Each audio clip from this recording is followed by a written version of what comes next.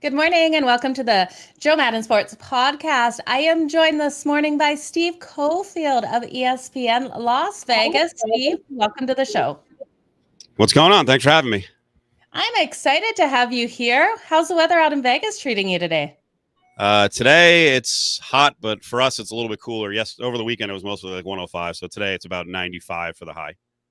Well, that is beautiful weather. Are you getting out golfing in this weather, or what are you up to? Well, as you saw over the weekend, no golf, just drinking and hanging out. So I'm not a golfer. We do hang out by the pool, so that's kind of our recreation around Las Vegas when it gets super hot. By the pool with shots of tequila, I must say, beautiful tequila as well. Yeah, the girlfriend got Don Julio 1942 yesterday, so it's a little pricey for me. I'm more of a bargain hunter, but she likes it, so we got it. Can't go wrong with the good stuff. Definitely have to enjoy that. That's the Vegas lifestyle, hanging out around the pool and talking sports. You have a fantastic show.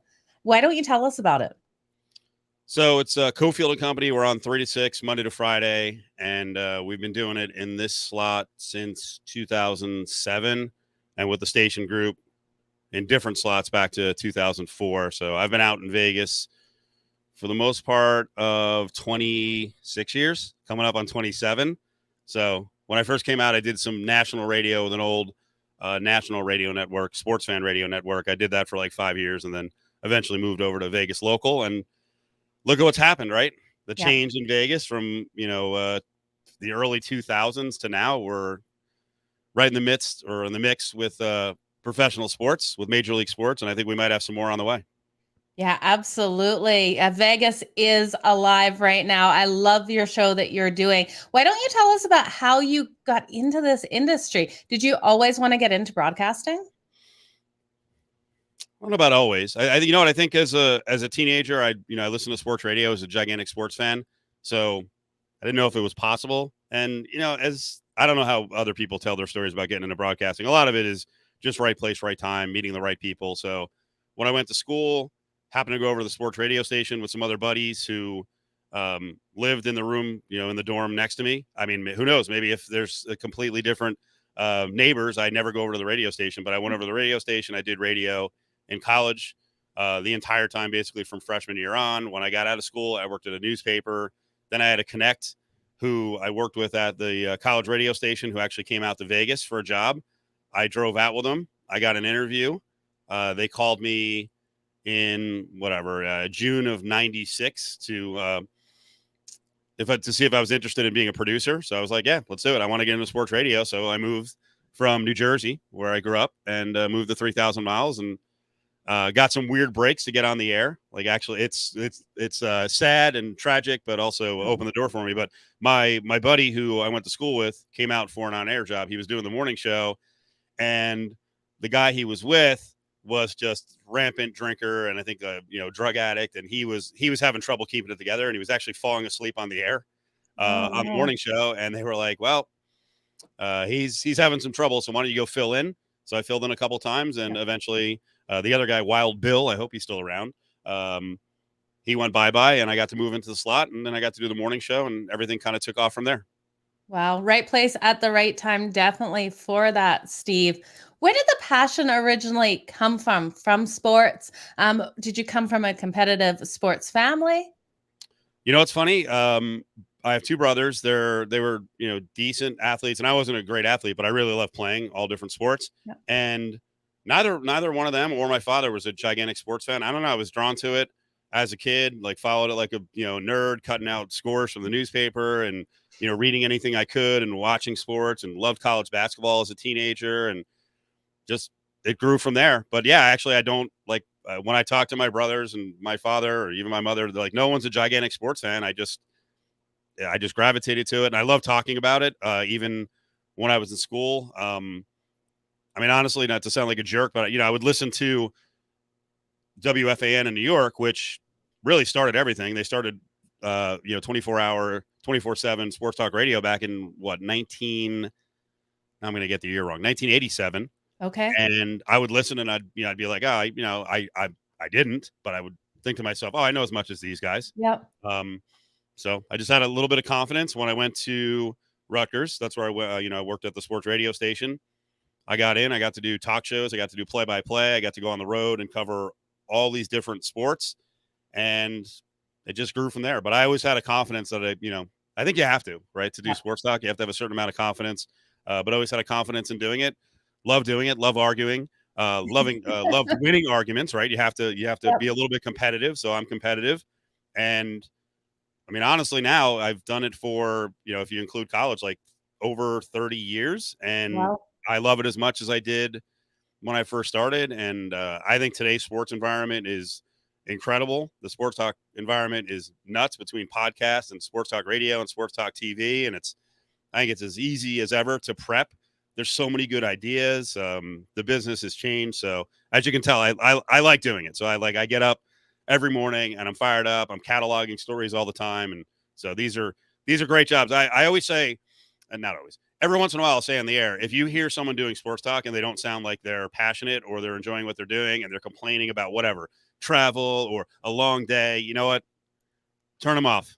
Yeah. Because these jobs are great. They should be coveted. And yeah, I still have a absolute fire for it. I love it. And I also love kind of learning and adjusting as things are going along. What I do now on sports talk is completely different than, say, 5 years ago, 10 years ago, 15 years ago.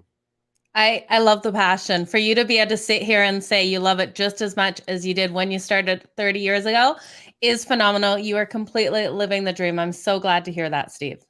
Yeah, it's cool. It's cool. Anytime, someone says, do you still like it? You still have a passion for it? Of course. I mean, come on, we get, especially now in Vegas, right? So when I first got here, we did more of a national show. So I came from national radio, then I moved over to local, and we were still doing national show because in the early 2000s, we had minor league sports. We had fighting. Boxing was gigantic back then, and UFC was just starting to emerge, and we had sports betting. So it made for the perfect landscape that you could do a national radio show. And now 18 years later, our show still does national, but it's changed a lot because we have the Raiders, we have the Golden Knights, we have the possibility of getting the NBA. We have the possibility of getting MLB. We have all these events now that come to Vegas. Vegas is like Sports Central. We have everything coming or, about to arrive in Las Vegas. So, when people ask, hey, why do you like Las Vegas? It's not a gigantic market. Well, look at what it is now and look at what it could be, say 5 or 10 years from now. Absolutely. Huge for you guys to get an NHL team with the Vegas Golden Knights. What are you thinking of them for the upcoming season? We know they fell short of making the playoffs. Steve, do you have higher hopes for them? We know this team was built, came out with a bang, wasn't able to get anything done this season, but they faced a lot of injuries. Yeah, on the high hopes topic, I'm not sure what the roster is going to look like. I mean, I know the owner wants to win. And we've seen this. They can be an impatient group because they fired 2 coaches. Yeah. They will move off a player, even if the player is an inspirational leader. We saw what happened with Marc-Andre Fleury. They moved on. After that first year with the Misfits, they needed to make some changes. They wanted to add some guys. They moved on, right? And they're big ticket guys too. They'll go out and get great players. They got Mark Stone. They got Pietrangelo. So we'll see this year. First of all, I don't know who the coach is. We got to find out who the coach is, right? Absolutely. And then we'll see what the goaltender situation is because Robin Lehner had health issues. He's a quirky guy in terms of dealing with fans. He loves social media, which I don't think is a good thing in this market. And then the other thing to follow here is the fan following because it's been a great home environment. And some fans are getting, this is going to sound ridiculous, but some fans are getting impatient, which is nuts, right? Impatient. I know. Well, they made the playoffs every year, so they set the standards so freaking high that when they don't make the playoffs, the fans are annoyed. And the fans have also, they've gotten irked with the fact that 2 coaches have been fired. Yeah. I don't know that Pete DeBoer was one of their favorites, but that lack of patience in team building with the Knights, some fans have turned on them, thinking they have no loyalty. So we'll see what they do this offseason. Bill Foley believes in his management team. I think they'll be good. I don't know if they'll be great because of the goaltending situation. Yeah, absolutely. Huge question mark there. Now, we have the Raiders in Vegas. What did that mean to Vegas for the Raiders to come there? Oh, my gosh. I knew the NFL was big, before we got the team, but it's so much bigger than I ever imagined. I mean, it is. The NFL can be all-encompassing basically for 10 and a half months out of the year. We just got done with mandatory minicamp. They've got some more OTAs coming up this week where we've got some media availability tomorrow. But it is between what the Raiders are doing and then the fact that they're in the AFC West, which is ridiculous, and every organization is hyper aggressive and adding and adding and adding in the offseason. And then because we're so into sports betting, I mean, it's, the NFL sports betting is, our backbone here. It's Yeah. just NFL every day. I'm not to the point where you're being annoying, you're searching for stuff to talk about. There's something going on almost every day. And I guess in July, it'll get a little lighter. Like we have the NBA Summer League here, so it becomes a big basketball city in July. But the Raiders have meant so much. And I think I know they've only hit the tip of the iceberg. Have you been around the stadium in Vegas? No, not personally, but I've seen all the video footage of it. It Yeah. looks absolutely incredible. I was supposed to come down right before the dreaded C word broke out and Yeah. do a tour of the stadium. Can't wait to get there. So where the stadium is, it's on the south end of the strip across from Mandalay Bay. There was this vacant lot forever. I didn't really know if there was any hope that they were going to build anything there, but the owners were smart and they wound up selling it to the Raiders. And the area around the stadium is actually it's developed, but it's mostly warehouses. It's ripe for purchasing all these places and developing this whole stadium district. And when that happens, right now you can walk to the stadium from the south end of the strip. And there's a few things around it. Believe it or not, there actually is a strip club right across the street, which I think is tremendous. That's so Vegas, right? And there's one right That's around the so corner Vegas. too. Yeah, we have Crazy Horse 3 right across the street, Yeah. and then Hustler is like down the road a little bit. But what's going to happen eventually, because Vegas understands how to do it from an entertainment standpoint, eventually there's going to be enough. There's enough value there that people are going to buy some of those properties, and then you're going to have hotels, restaurants, probably some dispensaries, which will be wild with the Raiders crowd, right? Yeah. Maybe it'll calm them down too, take a little weed. But that whole area, I think, is going to be one of the coolest stadium districts in the entire country. So, that's added to the market. And the other thing is, I didn't love the deal at the time. We spent a lot of public money to help build the stadium, but what it's done, like initial estimates, where we'd get like 52 events a year at the stadium. Yeah. Including the NFL. And they've blown that out of the water. So now we have a venue where we can hold events that, need 40, 50, 60,000 people. So we've had wrestling there. We've had, I don't know. I think it's BTS is the Korean boy band. They were there for like 4 days, sold out every day. I mean, it's stuff like that. Like you never imagined, even though Vegas is an entertainment capital, you never imagined that stuff coming to Vegas. And now we're getting just about everything. And then we've got more arenas being built. Like we've got an arena right off the strip called the Sphere, which is the 17,000 seat arena for performances and stuff like that. There's the potential of a South End arena in addition to T-Mobile. So I think right now we have like 7 buildings in excess of 7,000. We've probably got like 15 north of 4,000. So it's like the Raiders have been, and the Knights started it because the Knights kind of desensitized the whole anti-sports gambling thing. But we've got so much coming to Vegas and so many events. They're seemingly, I mean, there used to be some dead weekends here and there. There's something going on every weekend. It's so glad to see Vegas back to Vegas with everything happening right now. Great time to be there. Oh, yeah.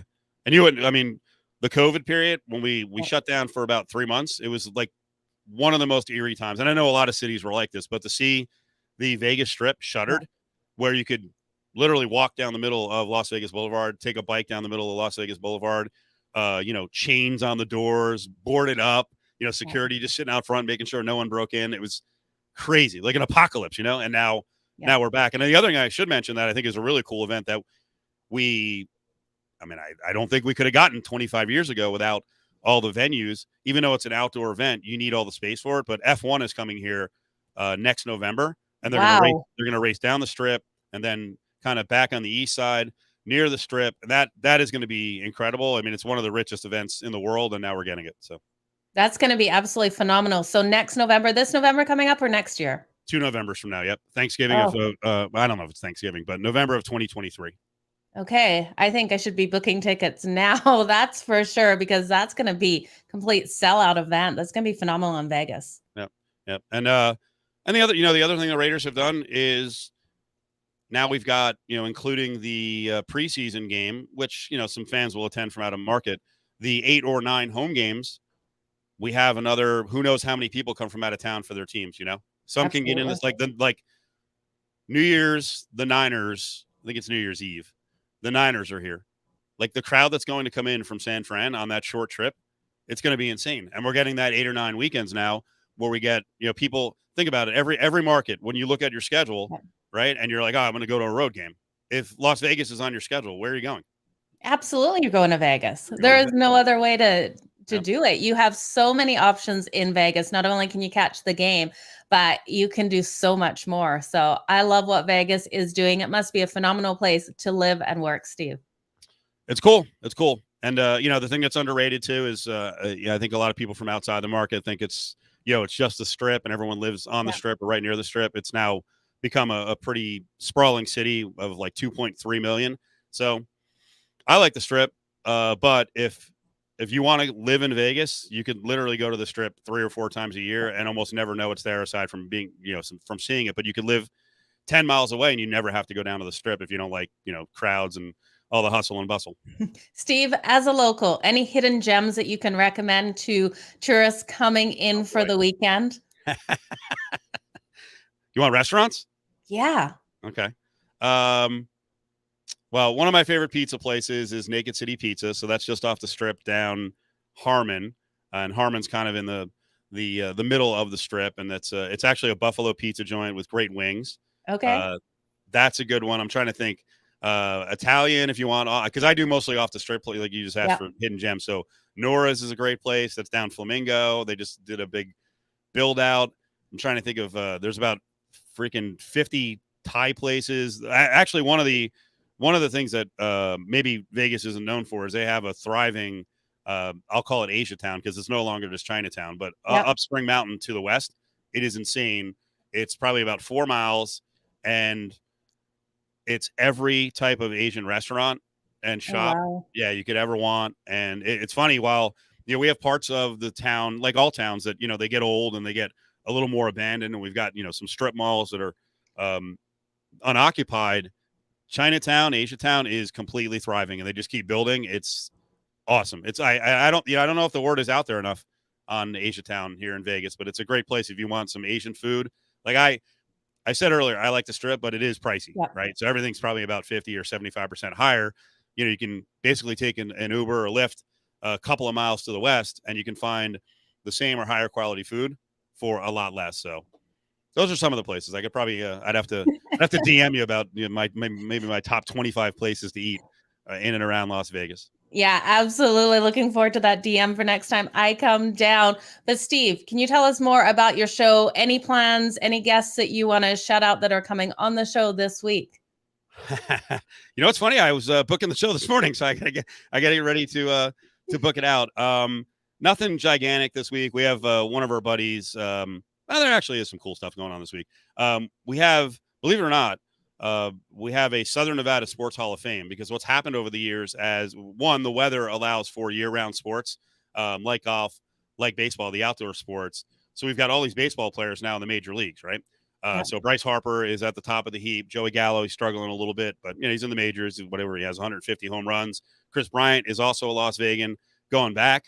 Greg Maddux is from Las Vegas. Well, what's happened here, because baseball has gotten so big and you can play all year round, we've got a bunch of major leaguers, past and present. So we've got the Southern Nevada Sports Hall of Fame ceremony over at a brand new arena, one of these arenas that's like 6,000 plus in Henderson, which is like 8 miles off the Strip. So there's a big ceremony on Friday night. So we're going to get a bunch of Southern Nevada Sports Hall of Famers on. So one guy is Marty Cordova, who was a Rookie of the Year in 1995. Marty played for like 9-10 years, Indians, Twins, and Orioles. He's on. We got Steven Jackson on, the former running back with the Rams. He's a Vegas guy from El Dorado High School. So this week will be all about Southern Nevada Sports Hall of Fame. And then the ceremony, they actually have DeMarco Murray as a Las Vegan, former Cowboys running back. So he's going in. Ryan Ludwig, who was a UNLV guy, local, and played for the Cardinals, had probably 3 seasons of like 27 homers or more. He's going in. The most inspirational story, a lady named Amy Purdy is going in. She's a Paralympian. As a late teen, she got meningitis, and she had her legs from the knee down on both legs removed.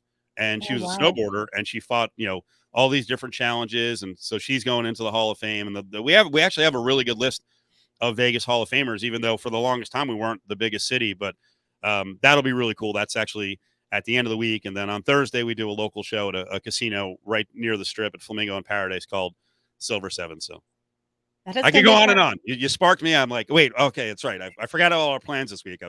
I'm in, I have to get in show booking mode pretty quickly here, but yeah, we have a big week on the way. Absolutely. So that show on Thursday at the Flamingo, are people able to come and watch it live? So that's at Silver Sevens, and yeah, people can come Okay. down live. That's our weekly show every Thursday. And funny enough, this is actually our slowest period is kind of June and July, and then once August starts, we generally do our show on the road out of studio, Okay. 4 or 5 days a week. So for the most part, we're not in studio; we're on the road every day. Football season, probably all the way through March. So we're definitely a road show, and we like to get out and meet the listeners. And I think it's the best way to do it. I will say one thing I see too often in sports talk, and especially up to the national level, is radio hosts don't talk to the average fan. Yeah. And actually, I think talk down to them.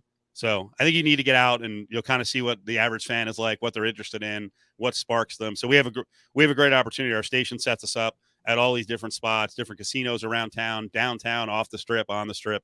It's a really cool setup.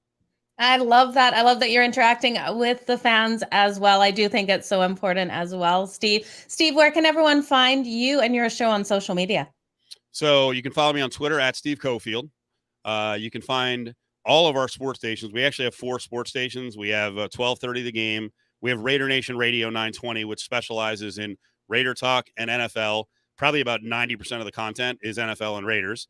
And we've also got the VGK station because we have the rights to VGK. We have the rights to the Raiders, but that's Fox Sports Las Vegas. And then my station is ESPN Las Vegas. So it's at ESPN Las Vegas. And all of them are under one umbrella on a website called lvsportsnetwork.com. So you can find all the streams up there and everything else that we do out here in Vegas. Well, Steve, it was an absolute pleasure having you here on the Joe Madden Sports Podcast. I want to thank you so much for joining me and keep crushing it in the market. You're doing absolutely phenomenal. We'll do our best. Thanks. Thank you. You guys, I will be back later this afternoon with another Joe Madden Sports Podcast. Make sure you go over and give Steve a follow and check out all his shows for all the wealth of information coming out of Vegas and in the sports betting industry. Thanks, Steve.